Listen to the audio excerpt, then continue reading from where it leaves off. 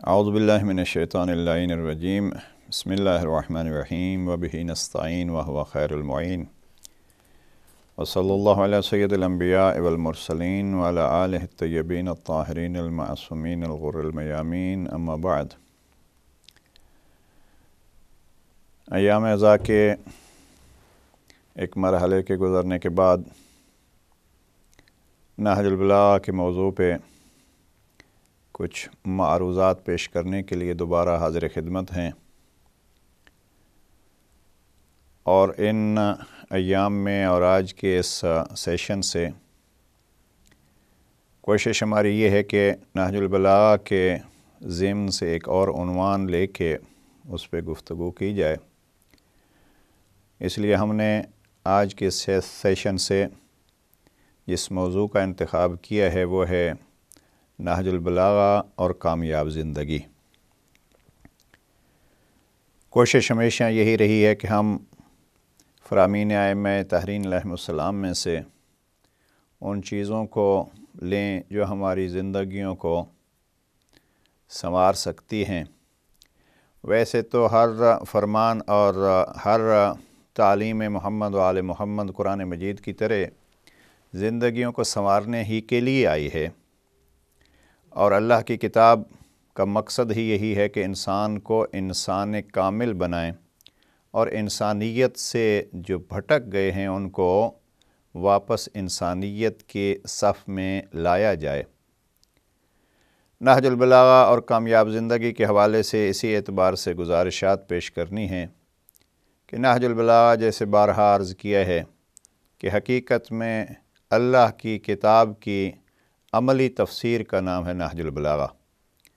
جناب امیر علیہ السلام نے اپنی پوری زندگی رب کے احکام کے مطابق گزار کر اور پیغمبر اکرم حضرت محمد مصطفیٰ صلی اللہ علیہ وآلہ وسلم کی سیرت کو اپنا کر عملی طور پر یہ واضح کیا ہے کہ دیکھیے، میں شاگرد مصطفیٰ ہو کے قرآن مجید کی تعلیمات پر عمل کر کے آپ کے سامنے ایک انسان کامل کے عنوان سے موجود ہوں۔ اس لیے بعض علماء کرام نے جناب امیر علیہ السلام کی عظمت اور فضائل کے موضوع پر جو کتابیں لکھی ہیں ان میں سے کچھ کتابوں کا نام ہی یہی دیا گیا ہے، انسان کامل۔ مثلا اس پہ ایک اچھی کتاب ہے شہید مطہری کی، اور اسی عنوان سے لبنان سے ایک عیسائی نے کتاب لکھی ہے انسان کامل۔ یعنی یہ انسان کامل جو قرآن مجید اور تعلیمات جناب پیغمبر اکرم کے اوپر عمل کر کے اس کمال تک پہنچتا ہے، ہم ان ابحاث میں اسی پہ گفتگو کرنا چاہتے ہیں کہ نہج البلاغہ کے اندر جناب امیر علیہ السلام نے ان اصولوں کو کچھ کر کے دکھایا ہے، اور کچھ احکام جو انسان کو انسان کامل کی طرف لے جاتے ہیں ان کی تعلیمات بیان فرمائی ہیں۔ مثلا آپ خط نمبر 69 کو دیکھیے، جو جناب حارث ہمدانی کو جناب امیر علیہ السلام نے تعلیم فرمایا ہے۔ میں سمجھتا ہوں کہ اس میں 40 کے قریب جو ارشادات ہیں ان میں سے ایک ایک فرمان جناب امیر علیہ السلام اس کمال کی طرف، یا اس کو یوں کہوں کہ کامیاب زندگی کی طرف لے آنے کے لیے ایک سیڑھی کا مقام رکھتا ہے۔ البتہ اس فرمان کو جناب امیر علیہ السلام نے قرآن مجید کے ساتھ تمسک کی وصیت کر کے شروع کیا ہے۔ یعنی جب ہم کہتے ہیں کہ قرآن مجید اور نہج البلاغہ، تو پھر یہ عرض کر رہا ہوں کہ نہج البلاغہ حقیقت میں انہی قرآن مجید کے اصولوں کی تفسیر ہے، اور پھر اس کی تفصیل جناب امیر علیہ السلام نے اپنے چاہنے والوں کو، اپنے پیاروں کو بھی بیان فرمائی۔ میں نے خصوصیت کے ساتھ کامیاب زندگی کا موضوع جو انتخاب کیا ہے وہ یہ ہے کہ انسان اگر اپنے آپ کو نہیں سنوارے گا، دوسرے لوگوں کو ہزاروں پیغامات دے، ہزاروں وصیتیں کرے، ہزار بار تبلیغات کرے، لیکن جب اس کی اپنی ذات میں کوئی کمی ہوگی تو انسان کی نیچر ایسی ہے کہ وہ دوسروں کی کمزوریوں کو زیادہ دیکھتا ہے اس کی اچھائیوں کے بجائے۔ اب اگر ایک بیمار شخص جو ہے وہ دوسروں کو اسی بیماری کے علاج کا نسخہ دے گا تو جس کو وہ کہہ رہا ہے وہ خود یہ سوال کر سکتا ہے یا کم از کم سوچ سکتا ہے کہ اگر آپ کے پاس اتنا ہی ایک مجرب نسخہ تھا تو اس کو آپ اپنے لیے کیوں استعمال نہیں کرتے؟ یہ ایک فطرت ہے، انسان ایسے اعتراضات کرتے ہیں جبکہ اس کی کوئی حقیقت نہیں ہے۔ اس لیے کہ قرآن مجید میں ایک آیت ہے جس میں ارشاد پروردگار ہوتا ہے کہ لِمَ تَقُولُونَ مَا لَا تَفْعَلُونَ، آپ وہ کیوں کہتے ہو جو کرتے نہیں ہو۔ کسی صاحب پہ یہ اعتراض کیا دوسرے شخص نے جس کا کام خطابت تھا، کسی خطیب پر اعتراض کیا گیا کہ آپ لوگ لِمَ تَقُولُونَ مَا لَا تَفْعَلُونَ، آپ بہت ساری چیزیں کہتے تو ہیں لیکن کرتے نہیں ہیں۔ تو انہوں نے جواب میں دوسری آیت پڑھی کہ ارشاد پروردگار یہ تو آپ کے ذہن میں ہے، لیکن دوسرا ارشاد پروردگار بھی اسی کتاب خدا میں موجود ہے، اور وہ کیا ہے کہ جب کوئی بات کر رہا ہو تو لوگوں میں سے باکمال لوگ وہ ہیں یتبعون احسنہ، جو اس میں سے اچھی چیز ہوتی ہے وہ لے لیتے ہیں۔ لہٰذا ہمیں کوشش تو یہ کرنی چاہیے، معصومین کا فرمان ہے الحکمت ضالۃ المؤمن فخذوها حیث وجدوها، حکمت مومن کا گم شدہ سرمایہ ہے، اس کو جہاں بھی پاؤ، جس کے پاس بھی پاؤ اس سے آپ لے لو۔ اس لیے کہ اگر آپ کا گم شدہ مال کسی کے پاس ہو تو آپ یہ نہیں دیکھتے کہ وہ کردار کا کیسے ہے اور اس کی اپنی گفتار کیسی ہے، نہیں، چونکہ آپ اس کو اپنا گم شدہ مال سمجھتے ہیں لہٰذا آپ کوشش کریں گے کہ آپ اس کو اخذ کر لیں، آپ اس کو وصول کر لیں۔ اسی انداز میں ہم عمومی تعلیمات اسلام اگرچہ کہنے والا خود اس پر عمل پیرا نہ ہو تو ہمیں ان اصولوں کو لے لینا چاہیے، لیکن جب جناب امیر علیہ السلام کی بات آتی ہے تو یہ باقی افراد سے ہٹ کے ہے، اور وہ فرق یہ ہے کہ یہ ہستیاں معصوم ہستیاں ہیں جن کی زندگی میں کوئی عیب، کوئی نقص، کوئی کمزوری نہیں پائی جاتی۔ لہذا جب جناب امیر علیہ السلام کی زندگی کو ہم دیکھتے ہیں تو ساری زندگی کمالات پر مبنی ہے، بلکہ میں یہاں کہوں یہ جناب امام زین العابدین علیہ السلام کا ایک مشہور خطبہ ہے جو دمشق میں یزید کے دربار میں جناب امام زین العابدین علیہ السلام نے بیان فرمایا ہے۔ اس میں امام نے بیان فرمایا ہے کہ اللہ نے ہمیں کیا کیا عطا کیا ہے، اپنی فضائل بیان کیے ہیں۔ وہاں امام فرماتے ہیں اوتینا ستن، اللہ نے ہمیں 6 چیزیں عطا فرمائی ہیں۔ اوتینا العلم والحلم والفصاحت والسماحت والشجاعت والمحبت فی قلوب المؤمنین۔ اب میں اس تفصیل میں نہیں جاتا اور نہ میرا موضوع ہے خطبہ جناب سید سجاد، البتہ ان خطبات کو بھی پڑھنا چاہیے۔ اب اس خطبے میں 6 چیزیں جناب امام نے بیان فرمائی، حقیقت میں کمال اور کامیابی کے 5 اصول ہیں اور 6واں جملہ اس کا نتیجہ ہے۔ امام فرماتے ہیں اللہ نے ہمیں علم عطا فرمایا ہے، اللہ نے ہمیں حلم عطا فرمایا ہے، اللہ نے ہمیں فصاحت و بلاغت عطا فرمائی ہے، اللہ نے ہمیں سخاوت عطا فرمائی ہے، اور اللہ نے ہمیں شجاعت عطا فرمائی ہے۔ اب جب کسی شخص کے پاس یہ 5 باکمال چیزیں موجود ہوں گی تو اس کا نتیجہ کیا ہے؟ والمحبت فی قلوب المؤمنین، جو انصاف والے ہیں، جو ایمان والے ہیں، اللہ کی ذات نے پھر ان کے دلوں میں ان باکمال ہستیوں کی محبت رکھ دی ہے۔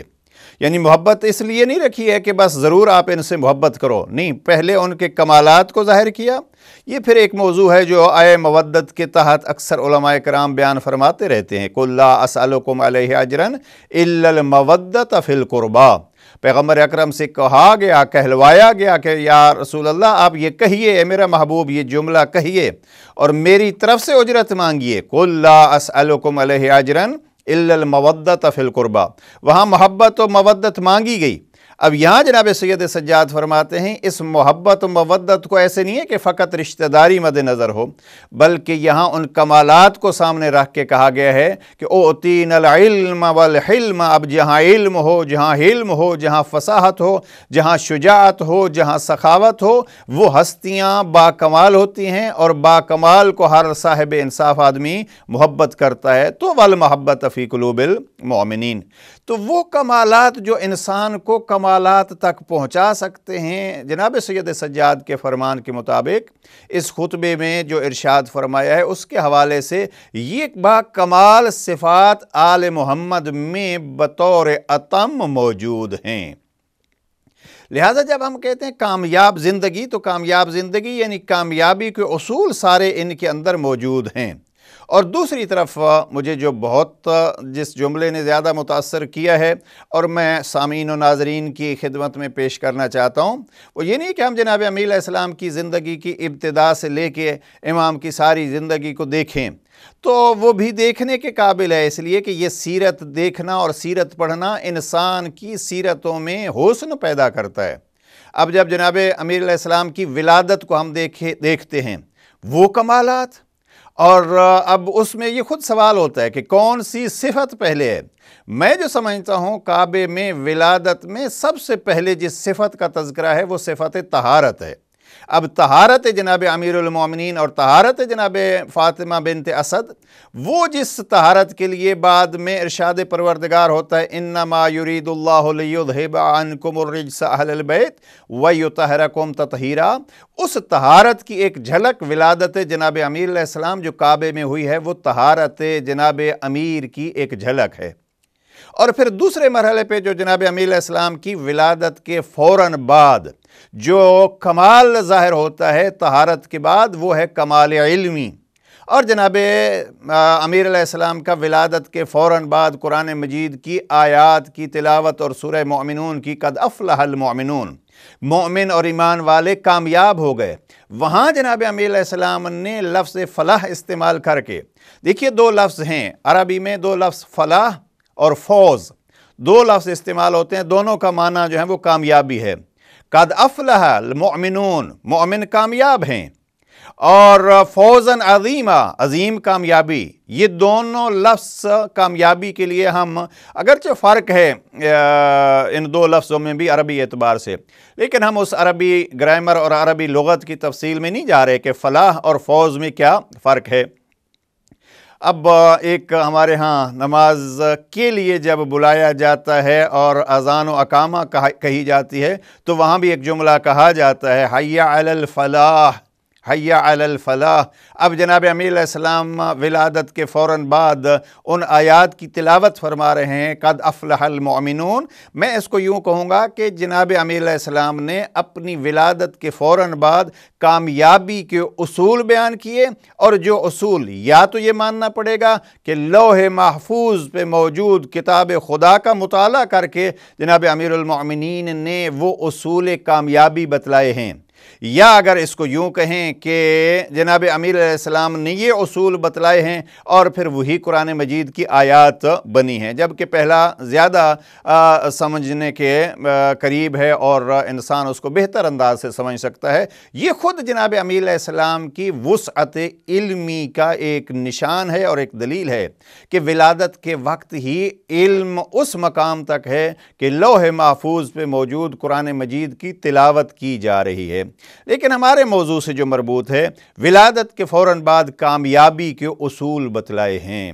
اگرچہ اس موضوع پہ نہج البلاغہ میں کچھ نہیں ہے، ہم اگر کہیں کہ جناب امیر علیہ السلام کی ولادت کے وقت جناب امیر علیہ السلام نے کیا کیا باتیں کی ہیں اور کس کس انداز میں کلام ہوا ہے، وہ نہج البلاغہ میں موجود نہیں ہے۔ نہج البلاغہ میں بچپن کی جھلکیاں ہیں جو کئی دفعہ میں عرض کر چکا ہوں، ان میں زیادہ سے زیادہ جناب امیر علیہ السلام نے جن پر فخر کیا ہے وہ یہی ہے کہ جناب پیغمبر اکرم مجھے گود میں بٹھایا کرتے تھے، لقمے چبا کے مجھے لقمہ کھلایا کرتے تھے۔ اس موضوع پہ یعنی بچپنا جناب امیر علیہ السلام کا، اور پھر جناب امیر علیہ السلام نے اپنا جو مقام بتلایا ہے کہ میں جناب پیغمبر اکرم کی گود میں بیٹھ کے نبوت کی خوشبو سونگھتا تھا۔ اب یہ خوشبو نبوت جو ہے وہ اس کا کوئی خاص ہی ذائقہ ہے اور کچھ اس کا خاص ہی اثر ہے۔ اب یہاں آپ دیکھیے جناب امیر علیہ السلام فرماتے ہیں میں گود نبی میں بیٹھ کے خوشبو سونگھتا تھا، और पैगम्बर अकरम मुझे वो खुशबू सुंघवाया करते थे। हदीस किस्सा आप देखिए तो जनाब इमाम हसन मुज्तबा अलैहिस्सलाम आते हैं, जनाब शहीद करबला आते हैं, जनाब अमीरुल मोमिनीन आते हैं। उस किस्सा के अंदर आने से पहले वहाँ फिर वही उसी खुशबू का तज़किरा है, नबूवत की खुशबू। अभी नबूवत की खुशबू जो है वो आगे चल के इस खुशबू का तज़किरा। बहरहाल मैं जिस चीज़ को अर्ज़ करना चाहता हूँ वो यह है कि फ़लाह और उस फ़लाह की एक झलक जो जनाब अमीर ने कहा कद अफ़लहल मुअमिनून, और उसमें पहली यह है कि वो अपनी नमाज़ों का ख्याल रखते हैं। अब यहाँ जब हम आज़ान और अकामत देते हैं तो गोया एक ऐलान हो रहा है, हय्या अलल फ़लाह, कामयाबी की तरफ आओ, फ़लाह की तरफ आओ। अब लफ्ज़ फ़लाह की तफसील में नहीं जाता, लेकिन मैं यहाँ यह अर्ज़ करना चाहता हूँ, जनाब अमीर अलैहिस्सलाम ने विलादत पर एक उसूल बतलाया, और उस उसूल को हम हर नमाज में, बल्कि नमाज से पहले अज़ान में 2 दफ़ा, अकामा में 2 दफ़ा, यानी 4 दफ़ा हम उस कामयाबी की दावत देते हैं। अब वो कामयाबी की तफसील क्या है? उसकी एक सीढ़ी, उसका एक ज़ीना, ये खुद नमाज है जो हम अज़ान और अकामा की सूरत में ऐलान करते हैं, आओ यहाँ से फिर कामयाबियाँ मिलती हैं। और नमाज वो वाजिब है जिस वाजिब की अदायगी से खुदा का कुर्ब होता है। तभी हम नियत करते हैं, मैं नमाज पढ़ रहा हूँ वाजिब कुर्बतन इलल्लाह, और जब कुर्ब खुदा होता है तो इससे बढ़ के और कामयाबी क्या होगी कि हम अपने इन चंद अफ़आल के ज़रिए से रब के करीब हो जाएं। तो कद अफ़लहा वहाँ है, और यहाँ हय्या अलल फ़लाह यह है कामयाबी की दावत। हम इसको यूँ भी कह सकते हैं कि नमाज के लिए दावत है अज़ान और अकामत। हकीकत क्या है अज़ान और अकामत की? हकीकत में ये एक कार खैर की तरफ दावत या कार खैर की तबलीग का नाम है अज़ान और अकामा। अब उस कार खैर को हम महदूद नहीं करते नमाज में, उसका एक मिसदाक और पहला मिसदाक जिस वक्त हम उसको इस्तेमाल करते हैं उस लफ्ज़ हय्या अलल फ़लाह को, वो पहला मिसदाक जो है उसका नमाज है। बहरहाल अगर पहला मिसदाक उसकी तबलीग करना ज़रूरी है, आप किसी बुलंद जगह पे खड़े हो जाइए और उस पे खड़े हो के दूसरों को भी दावत दीजिए कि अब वक्त आ गया है कि हम एक अच्छाई और एक कामयाबी के काम को अंजाम दे सकें। और अकेले अकेले अंजाम नहीं दीजिए बल्कि दूसरों को भी साथ मिलाइए, और जितने ज़्यादा अफराद आप अपने साथ मिला लेंगे इतना सवाब बढ़ता रहेगा। और साथ ये है कि आप अगर इस कामयाबी की तरफ जाना चाहते हैं तो अगर आप फ़कत अफराद को नहीं बल्कि इस ज़माने में अगर आपने में से किसी एक को लीडर के तौर पर, जिसमें लीडरशिप की और नमाज जमाअत के इमाम की शराइत मौजूद हों, उसको आप अगर आगे खड़ा करेंगे तो उसका और सवाब बढ़ेगा। अब ये देखिए कि कामयाबी ये नहीं है कि हाँ मैं कहूँ कि मैं कामयाब हो गया और बस, नहीं, दीन इस्लाम अकेला अकेला नहीं इंसान को आगे ले जाना चाहता, बल्कि दीन इस्लाम कहते हैं नहीं, आप दूसरों को भी साथ लेके चलें। अब ये एक फ़लसफ़ा क्या है नमाज से पहले अज़ान और अकामत का, इस पर इंशाअल्लाह किसी वक्त फ़ुर्सत हुई तो गुफ्तगू करेंगे। और उलमा इकराम ने आयतुल्लाह अल उज़्मा मरहूम इमाम ख़ुमैनी ने अपनी सिर्र सलात में इस मौजू को काफ़ी बेहतर अंदाज से छेड़ा है, और हमारे उस्ताद मोहतरम आग़ा मोहसिन क़िराअती ने अपनी 2 किताबें हैं उनकी, इसरार नमाज और राज नमाज, उसमें भी अज़ान की गुफ्तगू की है कि ये फ़लसफ़ा अज़ान क्या है, और इस हय्या अलल फ़लाह और हय्या अलस सलाह की इन जुमलात की तशरीह फरमाई है। लिहाजा कम अज़ कम इससे ये अख्ज़ कर सकते हैं कि हाँ ये ख़ुद तबलीग दीन का और अच्छाइयों और कामयाबियों की तरफ जाने का एक बेहतरीन ज़रिया है कि हम दूसरों को भी इसकी दावत दें। अगर हम अकेले भी नमाज पढ़ लेंगे तो नमाज हमारी हो जाएगी, लेकिन अगर चंद अफराद और को बुला लेंगे तो वो भी कोई अच्छा काम करेंगे तो उसका सवाब भी हमें मिलेगा, और अगर हम फुरादा की नीयत से पढ़ लेंगे तो भी नमाज अदा हो जाएगी। लेकिन अगर हम इमाम जमात के साथ पढ़ेंगे तो उसका सवाब और बढ़ता जाएगा। ये खुद जुमला ये बतलाता है नमाज जमात और नमाज जमात की तरफ दावत और हय्या अलल फ़लाह के जुमलात कहना, ये जुमला खुद कहता है कि अल्लाह को आपकी एक इज्तिमाई सूरत कितनी पसंद है, اور پھر اجتماعی صورت میں بھی آپ 2 بندے بھی ہوں تو کم از کم اگر ایک امام ہوگا تو اس میں ثواب کتنا بڑھتا ہے، یعنی امامت کی بھی اہمیت بتلائی ہے اس خود نماز کی حالت میں کہ امام کتنا مہم ہوتا ہے۔ اگر ایک غیر معصوم آپ میں سے امام ہو اور آپ کے اعمال کا اور نماز جیسی عبادت کا ثواب اتنا بڑھ جائے، تو اب اگر ایک معصوم امام کے پیچھے کھڑے ہو کے ہم کوئی نیک عمل انجام دیں گے تو اس میں ہمیں کتنی کامیابی اور اس کا کتنا ثواب ہوگا۔ لہٰذا جناب امیر علیہ السلام کی زندگی کی ابتدا کہاں سے ہوتی ہے؟ وہاں اعلان ہے کہ قد افلح المؤمنون، کامیابی کے اصول بتلائے ہیں، اور وہ 11 آیات جو امام علیہ السلام نے ولادت کے وقت پڑھی ہیں، ان آیات میں یہ کہتا ہوں کہ مومنین کی نشانیاں ہیں، اور جو ان نشانیوں کو اپنا لے وہ حقیقت میں کامیاب ہے۔ تو نہج البلاغہ اور کامیاب زندگی، اب زندگی کی ابتدا جناب امیر علیہ السلام نے کی ہے تو وہ کامیابی کے اعلان کے ساتھ اور کامیابی کے اصولوں کے ساتھ۔ اب جناب امیر علیہ السلام کی زندگی کا ایک ایک لحظہ وہ زندگی کے کامیابیوں کے لیے بہترین نمونہ ہے۔ اب اس میں سے آپ جس کو جی چاہے گنتے رہیے۔ مجھے بہت پسند آتا ہے یہ جملہ، ایک مرحوم عالم دین کا ہے، پروردگار ان کو غریق رحمت فرمائے، وہ تفصیل سے بیان کرتے تھے خندق کی اس ضربت کو، اور فرمایا کرتے تھے اب 6 درجے کی عبادت جس امام کی، اور وہ بھی ایک جھلک، اس لیے کہ خندق سے پہلے جناب امیر علیہ السلام بدر لڑ چکے اور احد میں اپنی تلوار کا زور دکھا چکے، پھر بعد میں بھی جنگیں ہوتی رہیں، اب ساری زندگی جہاد میں گزاری جناب امیر علیہ السلام نے، تو ان جہاد کے اعمال میں سے بھی ایک چھوٹی سی حرکت کا ثواب کتنا ہے؟ افضل من عبادت الثقلین، وہ ثقلین کی عبادت سے افضل ہے۔ اب وہ فرمایا کرتے تھے مرحوم کہ 6 درجے کی عبادت، یعنی جو ہم تقسیم کرتے ہیں اصول دین کو، تو نماز، روزہ، حج، زکوٰۃ، خمس، اور پھر 6 نمبر پہ ہم کہتے ہیں جہاد۔ اگرچہ یہ فروعات دین اس میں منحصر نہیں ہے، لیکن 6 درجے کی عبادت میں سے ایک لحظے کی جھلک، اس کا اتنا ثواب کہ ضربت علی یوم الخندق افضل من عبادت الثقلین۔ اب اس ہستی کی نماز کا کیا مقام ہوگا، روزے کا کیا مقام ہوگا، باقی عبادات کا کیا مقام ہوگا۔ بہرحال جناب امیر علیہ السلام کی زندگی کا ہر ایک لحظہ زندگی کی کامیابی کا بہترین ذریعہ اور نمونہ ہے، اور یہ زندگی جب اپنے اختتام ظاہری کے قریب پہنچتی ہے، چونکہ انشاءاللہ عرض کروں گا کہ زندگی کے 2 مرحلے جو ہیں، ایک زندگی ظاہری یعنی یہ دنیاوی زندگی، اور ایک زندگی اخروی۔ اب جب جناب امیر علیہ السلام کی زندگی ظاہری اور یہ دنیاوی زندگی شہادت کے ذریعے سے مکمل ہوتی ہے، تو وہاں پھر اعلان ہوتا ہے فزت ورب الکعبہ، رب کعبہ کی قسم میں کامیاب جا رہا ہوں۔ اب جناب امیر علیہ السلام کی کل زندگی کو ان 2 جملوں میں اگر آپ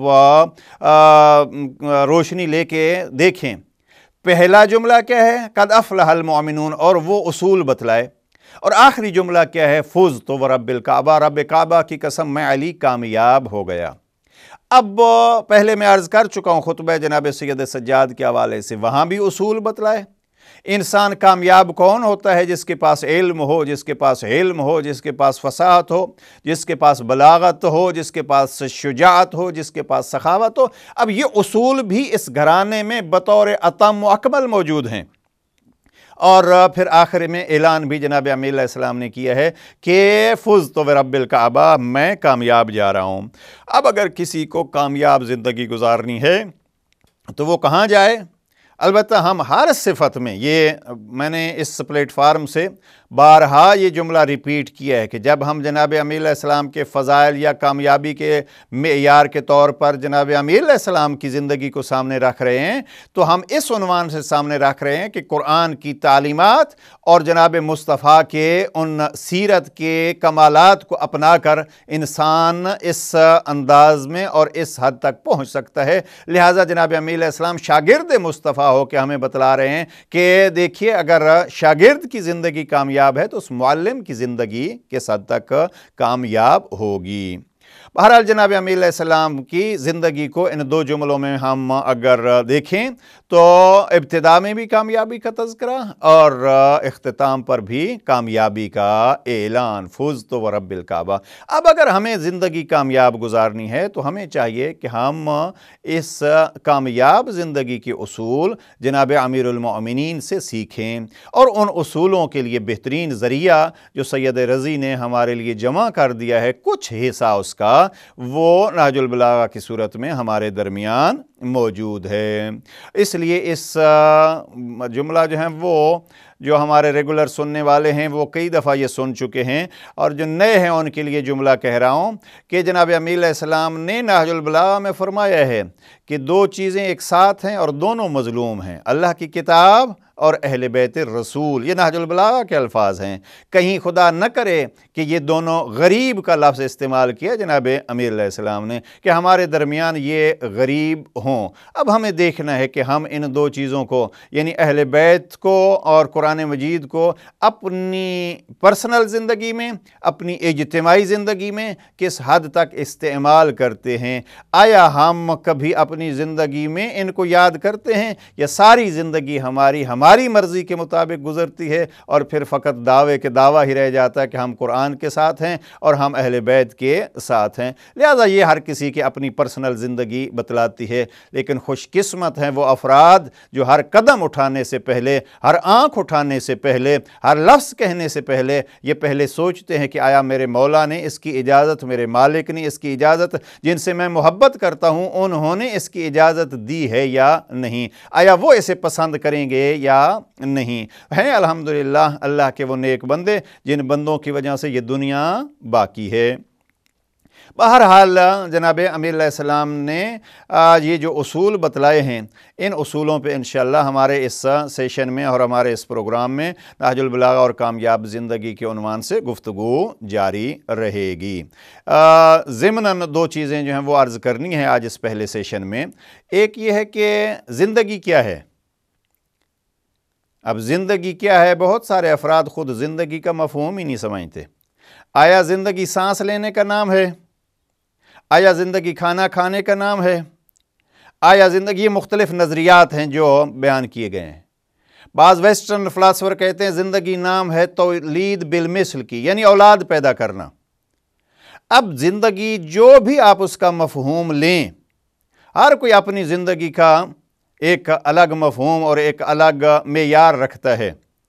जो शख्स जो है वो एक गुर्बत की ज़िंदगी गुजार रहा है, उसको अगर चंद दिन सुकून की रोटी मिल जाए तो वो समझता है ज़िंदगी तो यही है, और एक शख्स जो बीमार है उसको अगर चंद सेहत के दिन पलटा दिए जाएँ तो वो कहता है ज़िंदगी तो बस यही है। अब ये ज़िंदगी बस क्या है, इस ज़िंदगी का मफ़हूम क्या है, माना ये ज़िंदगी क्या है। ज़िंदगी के लिए लफ्ज़ हयात कुरान मजीद में इस्तेमाल हुआ है, और लफ्ज़ हयात को कुरान मजीद में और नहजुल बलागा में जनाब अमीर अलैहिस्सलाम ने दो हिस्सों में तकसीम किया, हयात दुनिया वल आखिरह, इस दुनिया की ज़िंदगी और आखिरत की ज़िंदगी। अब ये दुनिया की ज़िंदगी और आखिरत की ज़िंदगी का आपस में गहरा ताल्लुक़ है। हकीकत में अगर ज़िंदगी उखरवी जो एक तुलानी ज़िंदगी है उसको कामयाब करना है तो उसकी कामयाबी के लिए इस दुनिया की ज़िंदगी की कामयाबी ज़रूरी है। हमारे यहाँ अक्सर लोग जो हैं वो इसको नहीं समझते कि आखिरत की ज़िंदगी को कामयाब कैसे करना है। अहदीस में बार बार ये फरमाया गया कि अद्दुनिया मज़रअतुल आखिरह, ये दुनिया जो है वो आखिरत के लिए एक खेती का काम देती है। यहाँ से आपने अपनी उखरवी ज़िंदगी को कामयाब बनाना है। अब ये कैसे हो सकता है कि इस दुनिया के एक नाकाम आदमी हम उसको कहें कि आखिरत में वो कामयाब होगा।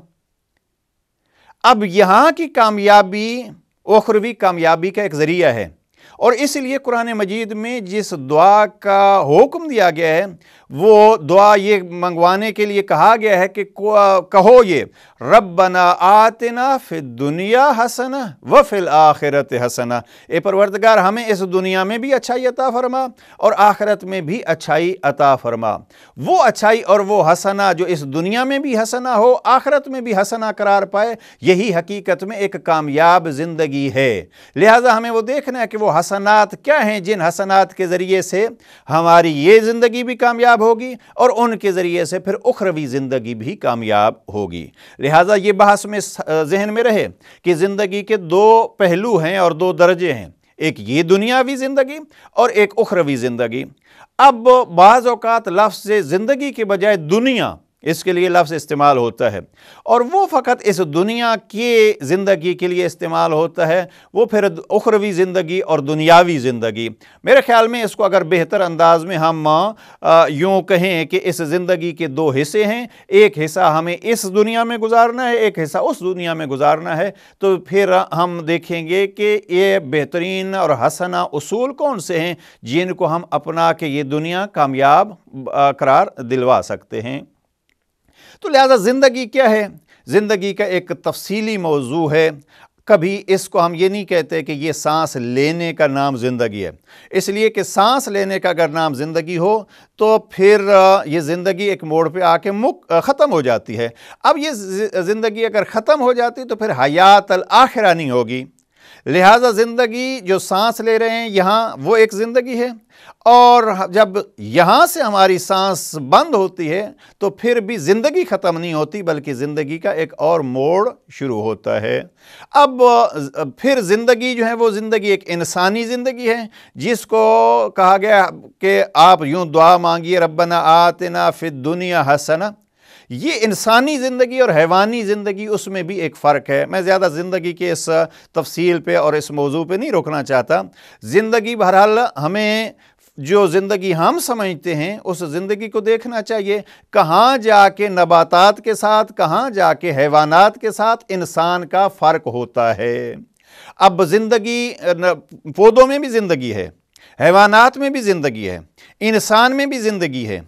अब कामयाब ज़िंदगी क्या है, इसमें तफसील उलमा ने बयान किया। मसलन हैवान की कामयाब ज़िंदगी है कि वो अपने से बुलंद के लिए ख़र्च हो जाए, ये हैवान की कामयाब तरीन ज़िंदगी है। वरना बाकी उमूर में मुमकिन है हम हैवान को अपने से कामयाब देखें। आज जिसको कहते हैं, जिसको ज़्यादा आज़ादी हो, वो समझता है कि मेरी ज़िंदगी बहुत अच्छी है। भाई आज़ादी तो हैवानात को ज़्यादा है। अब हम उस अगर फ़कत आज़ादी को लें तो फिर उनकी ज़िंदगी जो है वो ज़्यादा कामयाब। तौलीद बिल मिसल यानी नस्ल पैदा करना, तो बहुत सारे ऐसे हैवानात हैं जो इंसान से कई गुना ज़्यादा नस्ल पैदा करते हैं, तो फिर कामयाब ज़िंदगी उनकी होनी चाहिए। ज़िंदगी क्या है? मैं अगर हदीस के उन मफ़ाहीम को जमा करके मुख्तसरन अर्ज़ करूँ तो मैं जो इससे समझाऊँ वो ये है कि अगर खुदावंद करीम ने खुद कुरान मजीद में ज़िंदगी के लिए फरमाया, वमा खलक़तुल जिन्न वल इंसा इल्ला लियअबुदून, मैंने इंसान को पैदा किया है एक मकसद के लिए। हकीकत में ज़िंदगी, कामयाब ज़िंदगी वो होगी जो उस मकसद के मुताबिक गुज़रे। करबला के मौजू पे अक्सर ये बात बयान की जाती है कि कामयाबी और नाकामी का मेयार क्या है। कामयाब वो होता है जो अपना मकसद पाले, नाकाम वो होता है जो अपना मकसद खो दे। करबला में कामयाब हुए शहीद करबला, क्यों? ज़ाहिरी तौर पर तो कत्ल व कुश्तार हुई, असीर हो गया ख़ानदान। फिर कैसे हम कामयाब कह सकते हैं? कामयाबी हकीकत में मकसद के ताबे होती है। मकसद क्या था करबला में? मकसद यजीद का ये था कि बैअत ले ले। जनाब शहीद करबला का मकसद ये था कि नहीं, हम फासिक व फाजिर की बैअत नहीं कर सकते। अब अगर बैअत ले ली गई तो यजीद कामयाब है, अगर बैअत का इनकार बाकी रहा तो फिर शहीद करबला कामयाब है। यानी उस तफसील में नहीं जाना चाहता मैं, अर्ज़ ये कर रहा हूं कि मकसद सामने हो और उस मकसद का हुसूल कामयाबी की दलील है। मकसद के हुसूल तक इंसान अगर नहीं पहुंच सकता तो फिर उसको हम नाकाम कह सकते हैं। अलबत्ता फिर उसके दर्जात हैं कि मकसद के किस हद तक करीब पहुंचा है, मुकम्मल मकसद हासिल किया है या नहीं, कुछ हिस्से उसके हासिल किए हैं या नहीं। नाकामी फिर उसी मेयार की होगी, मुकम्मल नाकाम, और नाकाम तो है लेकिन कुछ ना कुछ उसने दर्क भी कर लिया है। लिहाजा कुरान मजीद ने ज़िंदगी का मकसद बयान किया है। उस ज़िंदगी के मकसद का हुसूल بحث جو ہے وہ اس سے زیادہ نہیں پھیلانا چاہتا میں۔ پھر زندگی کا مفہوم جو ہے وہ کہ وما خلق، تو یہاں لفظ خلق جو ہے وہ استعمال ہوا ہے قرآن مجید میں حیات کے لیے، جس کو ہم زندگی کہتے ہیں، لفظ خلقت استعمال کیا گیا ہے حیات کے لیے، حیات کے ساتھ یہ لفظ بھی استعمال ہوا ہے۔ لہٰذا جناب امیر علیہ السلام کے فرامین کے حوالے سے جو ہم کامیاب زندگی دیکھنا چاہتے ہیں، اس میں یہ مد نظر رہے کہ مقصد زندگی ہمیں طے کرنا پڑے گا کہ آیا مقصد زندگی کیا ہے۔ رب نے قرآن مجید میں واضح طور پر فرما دیا انسان اور جن کی زندگی کا مقصد عبادت ہے۔ اب بعض علماء نے بڑے مختصر اور بڑے ہی پیارے الفاظ میں اس لفظ عبادت کی تشریح یوں کی ہے، فرمایا ہے کہ مالک کی مرضی کے مطابق جو زندگی گزرے وہ عبادت ہے۔ اس لفظ پہ غور فرمائیے گا۔ مالک کون ہے جس نے زندگی دی ہے؟ اللہ۔ اور اس کی مرضی کیا ہے؟ اس کی تمام مرضی اس کتاب خدا میں قرآن مجید میں موجود ہے، اور اس کی تفصیل یہی اس کے معلم قرآن جناب پیغمبر اکرم اور اہل بیت یہی بتلاتے رہے کہ رب کی مرضی کس میں ہے۔ یعنی دو پہلو ہیں، خالق کون ہے، مالک کون ہے، اور خالق اور مالک کی رضا کس میں ہے۔ قرآن مجید کے بھی الفاظ ہیں کہ رضوان من اللہ اکبر، اللہ کی تھوڑی سی رضا بھی بڑی چیز ہے۔ اب یہ کامیابی کس سے ہوگی؟ کامیابی ہوگی مقصد کے اصول سے۔ مقصد قرآن مجید نے کیا بیان فرمایا ہے؟ عبادت۔ عبادت کا مفہوم کیا ہے کہ مالک کی مرضی کے مطابق زندگی گزرے تو وہ کامیاب ہوتی ہے۔ آپ حیوانات کی زندگی کو دیکھیے، اگر حیوان کوئی ایسا ہے جو اپنے مالک کی مرضی کے مطابق چلتا ہے تو اس حیوان کو بڑا وفادار اور اس حیوان کی بڑی خدمت کی جاتی ہے۔ اور کوئی حیوان اگر نیچرلی ایسا ہو کہ وہ جیسے مثلا ابھی بھیڑیا ہے، ابھی بھیڑیے کے لیے بعض گزشتہ دنوں میں یہ بحث چل رہی تھی اور کچھ ڈسکشن ہو رہی تھی کہ آیا بھیڑیا پالتو جانور بن سکتا ہے یا نہیں۔ اب وہ ایک بحث ہے کہ بن سکتا ہے یا نہیں۔ کچھ ایسے ہیں، مثلا گھوڑے کو لیجئے، اچھا گھوڑا کون سا ہوتا ہے؟ جو اپنے مالک کا زیادہ سے زیادہ وفادار اور تابعدار ہو۔ اب وفادار اور تابعدار گھوڑا جو ہے وہ اس کو بڑی اہمیت دی جاتی ہے۔ گھوڑے کو بہت سارے حیوانات پہ فضیلت ہی اس لیے دی گئی ہے کہ وہ وفادار بھی ہوتا ہے، تابعدار بھی ہوتا ہے۔ بہرحال انسانی زندگی، اس وقت انسانی زندگی کو کامیاب کہا جاتا ہے کس وقت؟ جو جتنا بھی اپنے مالک کا نافرمان ہو، یا اس کو مالک کے احکام یاد ہی نہ ہو اور اس کی طرف توجہ نہیں ہو۔ عبادت کیا ہے؟ مالک کی مرضی کے مطابق زندگی گزارنا۔ یہ انسان کو انسان اور حیوان میں فرق کا سبب بھی بنتی ہے اور انسان کو اس حیوان سے الگ کرتی ہے، اور دوسرا یہ ہے کہ اس کو مقصد کے قریب لے آتی ہے۔ اب مقصد خلقت انسان کیا ہے؟ وما خلقت الجن والانس الا لیعبدون، میں نے جن اور انسان کو پیدا کیا ہے عبادت کے لیے۔ اب عبادت کیا ہے؟ مالک کی مرضی کے مطابق زندگی گزارنا۔ لہٰذا زندگی فقط سانس لینے کا نام نہیں ہے، بلکہ ان دو چیزوں کو اگر جمع کریں کہ مالک کی مرضی کے مطابق زندگی گزارنا۔ اب جناب امیر علیہ السلام نے اپنے فرامین میں بار بار یہ بتلایا ہے کہ میں نے اپنی زندگی میں ایک لحظے کے لیے بھی اپنے رب کے حکم کی مخالفت نہیں کی اور پیغمبر اکرم کے حکم کی مخالفت نہیں کی۔ اس لیے جناب امیر علیہ السلام کی زندگی کامیاب زندگی ہوتی ہے کہ مالک اور مالک کی طرف سے بھیجے ہوئے معلم کے فرامین کے مطابق زندگی گزری ہے۔ مالک کی پہچان اور مالک کی مرضی، یہی کہ کمال ہے جناب امیر المؤمنین کا، اور اسی وجہ سے وہ انسان کامل کہلوائے اور اعلان فرما رہے ہیں فزت ورب الکعبہ۔ ابھی اسی کامیاب ہستی کے فرامین کا نام ہے نہج البلاغہ، اور اس کو اپنی زندگیوں میں اپنانے کا ذریعہ بنیں گے کہ ہم بھی کامیاب زندگی گزاریں۔ لہذا ضروری یہ ہے کہ اللہ کی مرضیوں کی تلاش کے لیے ہم اللہ کی کتاب کو دیکھیں، اللہ کی کتاب کی تفصیل کے لیے معصومین کے فرامین کی طرف جایا جائے۔ لہذا زندگی کیا ہے اور کامیاب زندگی کیا ہے، اس سے زیادہ میرے خیال میں گفتگو مناسب نہیں ہوگی۔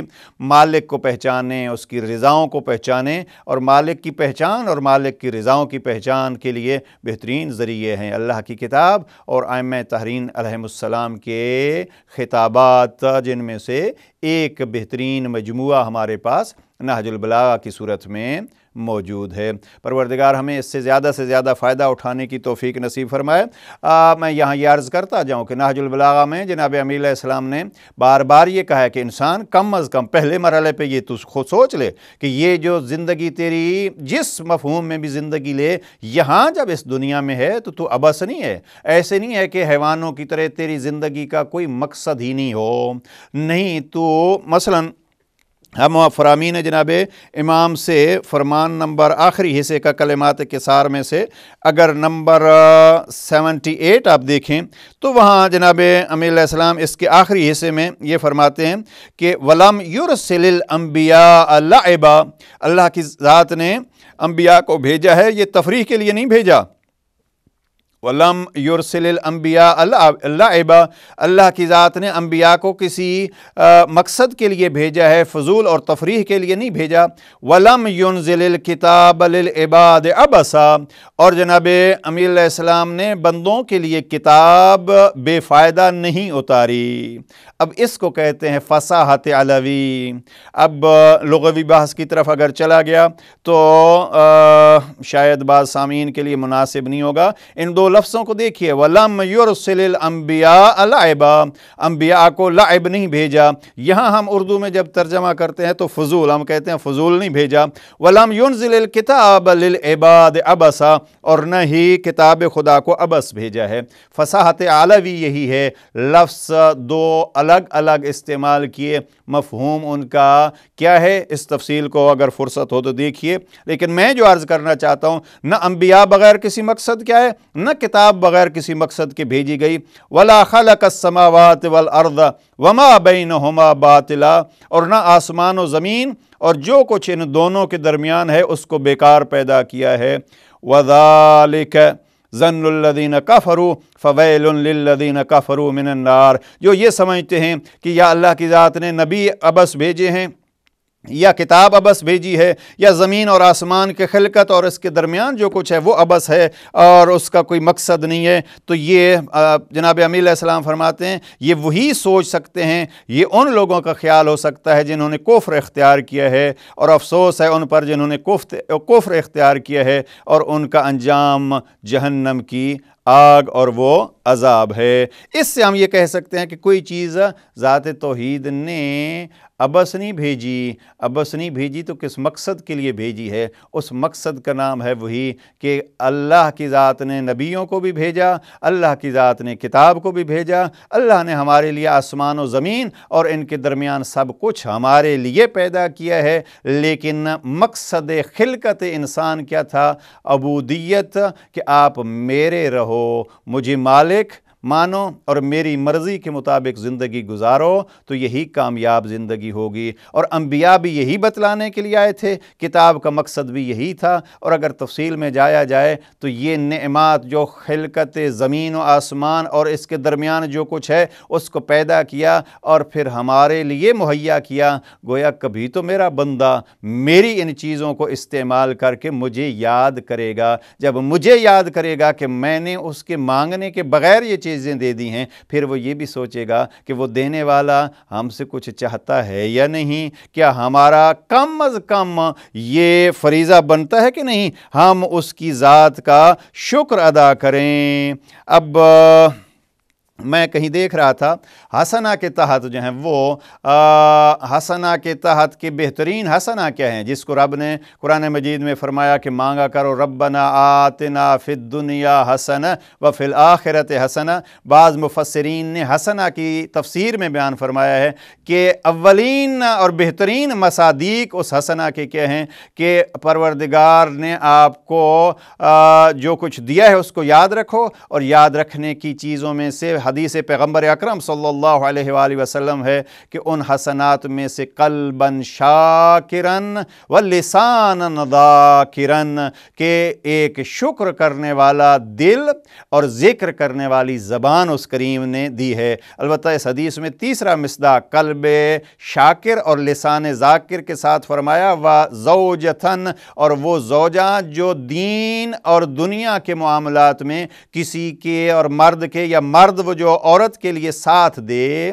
وہ بھی حسنات میں سے ہے، یعنی قلب شاکر ہو، لسان ذاکر ہو، اور پھر اس دنیا میں اور آخرت کی زندگی میں کامیابی کے لیے راہوں میں مددگار، جس کو شوہر یا بیوی کہا گیا ہے، یہ فرمان پیغمبر ہے۔ تیسرا مصداق، علماء فرماتے ہیں یہ فقط 3 مصداق ہیں، بہت ساری چیزیں بہت ساری احادیث میں بیان ہوئی ہیں، لیکن پروردگار اگر یہ 2 چیزیں لساناً ذاکراً قلباً شاکراً اور زوجہ جو دین اور دنیا کے امور میں ساتھ دے تو یہ حسنات میں سے بہترین مصادیق ہیں۔ اور زمین و آسمان میں جو کچھ اس نے پیدا کیا، اگر ہم اس میں فکر کریں گے تو اس فکر کے ذریعے سے پھر ہم شکر بھی کریں گے، تو یہی چیز گویا ایک رب کی طرف پلٹنے کا ذریعہ بن جائے گی۔ وَلَا خَلَقَ السَّمَاوَاتِ وَالْأَرْضَ وَمَا بَيْنَهُمَا بَاطِلًا۔ اس فرمان جناب امیر کو ذہن میں رکھیے، جناب امیر علیہ السلام کا یہ فرمان نمبر 78 نہج البلاغہ کا آخری حصہ۔ یہ کسی نے قضاء و قدر کا سوال کیا تھا، اور اس قضاء و قدر کے سوال کے جواب میں آخر میں جناب امیر علیہ السلام نے یہ بیان فرمایا ہے۔ اس سے زیادہ اس فرمان پہ ہمیں کچھ عرض نہیں کرنا، بس اتنا عرض کر رہا ہوں کہ ہمیں یہ معلوم ہونا چاہیے کہ ہماری زندگی فضول نہیں ہے، بلکہ اس زندگی کا کوئی مقصد ہے، اور جب مقصد معین ہو جائے تو پھر کیا کرنا ہوتا ہے، انشاءاللہ اس موضوع کو ہم آگے لے کے چلیں گے۔ ایک فرمان جناب امیر علیہ السلام کا یہیں اور بیان کر دوں۔ جناب امیر علیہ السلام نہج البلاغہ کے خطبہ نمبر 62، میں بارہا یہ عرض کر چکا ہوں، میں نمبر جب بتلاتا ہوں تو میں زیادہ ترجمہ مفتی جعفر حسین مرحوم اس کے مطابق جو ہیں وہ نمبر جو لیے گئے ہیں، اور اس وقت جو آخر میں نہج البلاغہ چھپا ہے مرحوم شیخ محمد تقی ششتری کا 14 جلدوں میں موضوعاتی، وہ بھی یہی نمبر خطبات کے وہی استعمال کرتے ہیں جو مفتی جعفر حسین مرحوم نے اپنے ترجمے میں استعمال کیے۔ لہٰذا جب ترجمے میں کہیں نمبر آپ دیکھنا چاہیں تو مثلا مولانا سید ذیشان حیدر جوادی مرحوم کا ترجمہ ہے، اس میں یہ نمبر جو ہے وہ میں جو 62 کہہ رہا ہوں وہاں وہ 64 ہے، بس 1-2 نمبرز کا جو ہے وہ فرق ہوتا ہے جو لوگ مطالعے کا شوق رکھتے ہیں۔ انگلش میں بھی اکثر جو ہے وہ وہی 64 ہی ہوگا، اور ہم جو اسلامک تھوٹ کی طرف سے نہج البلاغہ پرنٹ ہوا ہے وہ ہم نے مفتی جعفر حسین مرحوم کے نہج البلاغہ کو مد نظر رکھتے ہوئے نمبرز دیے ہیں، تو وہاں انگلش میں بھی یہ نمبر 62 ہی ہوگا۔ جملہ فقط ایک ہی نقل کرنا ہے۔ جناب امیر علیہ السلام فرماتے ہیں وَعَلِمُوا أَنَّ الدُّنْيَا لَيْسَتْ لَهُمْ بِدَارٍ فَاسْتَبْدَلُوا فَإِنَّ اللَّهَ سُبْحَانَهُ لَمْ يَخْلُقْكُمْ عَبَثًا وَلَمْ يَتْرُكْكُمْ سُدًى۔ جناب امیر فرماتے ہیں اللہ نے تمہیں بیکار پیدا نہیں کیا، اور نہ اس نے تمہیں بے قید و بند چھوڑ دیا ہے۔ اب جب ہمیں یہ معلوم ہو کہ ہم نہ بیکار پیدا ہوئے ہیں اور نہ ہی ہمیں بغیر کسی قید و بند کے چھوڑ دیا گیا ہے، اس وقت ہم دیکھیں گے ہماری زندگی کا مقصد کیا ہے اور ہم اس مقصد کو کس حد تک حاصل کر رہے ہیں۔ بہرحال آج چونکہ دن تھا کرسمس کا، اور میں یہ سوچ رہا تھا کہ چند فرامین جو جناب عیسیٰ کے متعلق ہیں ان کو بیان کیا جائے، لیکن اب وقت کے دامن میں گنجائش نہیں ہے۔ جو مطالعے کا شوق رکھتے ہیں ان کے لیے یہ میں گزارش کروں گا کہ معصومین علیہ السلام کے کلمات پر مبنی ایک اچھی کتاب ہے، بارہا اس کا حوالہ دے چکا ہوں، تحف العقول ابن شعبہ، وہ میں لایا تھا، اور یہاں فرامین جناب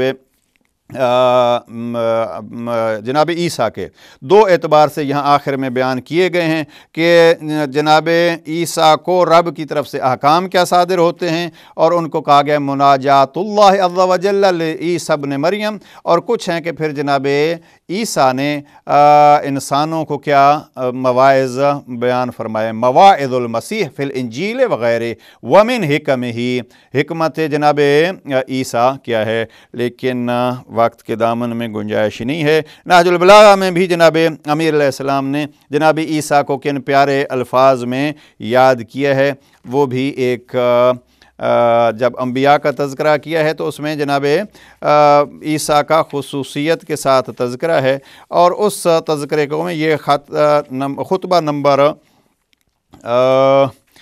خطبہ نمبر 158 ہے۔ یہاں جناب عیسیٰ کا تذکرہ جناب امیر علیہ السلام نے بیان فرمایا، جناب داود کا تذکرہ ہے، اور پھر جناب داود کے بعد جناب عیسیٰ کا تذکرہ ہے۔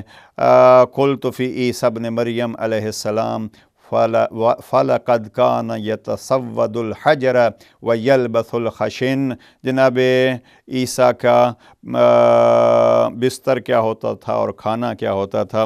آخر میں بس اتنا عرض کروں کرسمس کے حوالے سے کہ کہیں خدایا ایسا نہ ہو کہ ہماری حالت بھی یہ ہو کہ لوگ آج دنیا میں ایک بہت بڑی تعداد اپنے آپ کو عیسائی تو کہتے ہیں، لیکن انہیں جناب عیسیٰ کی تعلیمات کی کوئی خبر نہیں ہے۔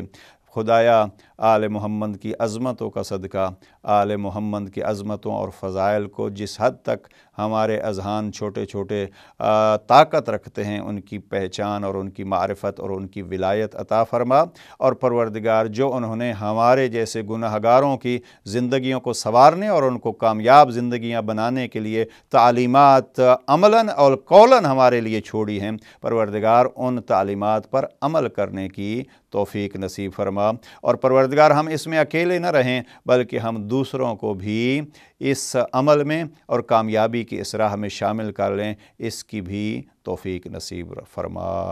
والسلام علیکم ورحمۃ اللہ وبرکاتہ۔